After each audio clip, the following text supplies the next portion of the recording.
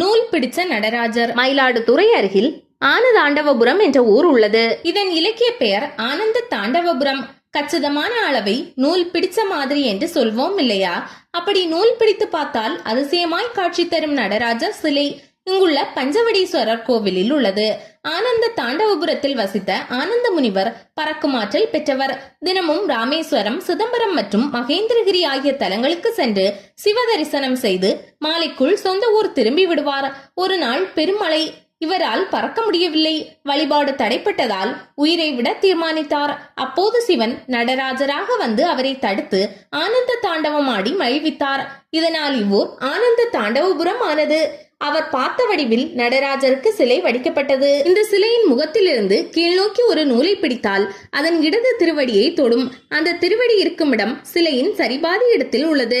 நடுமூக்கு நுனியிலிருந்து நூல் பிடித்தால் வலது இடது பாதங்கள் மற்றும் அபயவரத திருக்கரங்கள் ஒரே நேர்கோட்டிற்குள் அடங்குவது போல் செதுக்கப்பட்டுள்ளது. நடராஜருக்குரிய விழாக்களில் மார்கழி திருவாதிரைக்கு அடுத்து சிறப்பு பெறுவது ஆனி உத்திரம். இந்த நாளில் இந்த நடராஜரை தரிசனம் செய்வது சிறந்த பலன் தரும். இங்கு மற்றொரு விசேஷம், புண்ணிய வத்தினி என்ற பெண்ணை பற்றி கேள்விப்பட்டிருக்கிறீர்களா? இவரது தந்தை மானக்கஞ்சார நாயனாரை பக்தர்கள் நன்றாகவே அறிவர். இவளுக்கு கலிகாமர் என்ற சிவபக்தருடன் திருமணம் நிச்சயமானது. இவரும் நாயன்மார்களில் ஒருவர். திருமணத்தன்று இருவரையும் சோதிக்க தபஸ்வியின் வடிவில் வந்தார் சிவன். அக்கால தபஸ்விகள் பெண்களின் கூந்தலாலான பஞ்சவடி என்ற பூநூல் அணிந்திருப்பர். அவரை வரவேற்ற மானக்கஞ்சாரர் மணமகளை ஆசீர்வதிக்க சொன்னார்.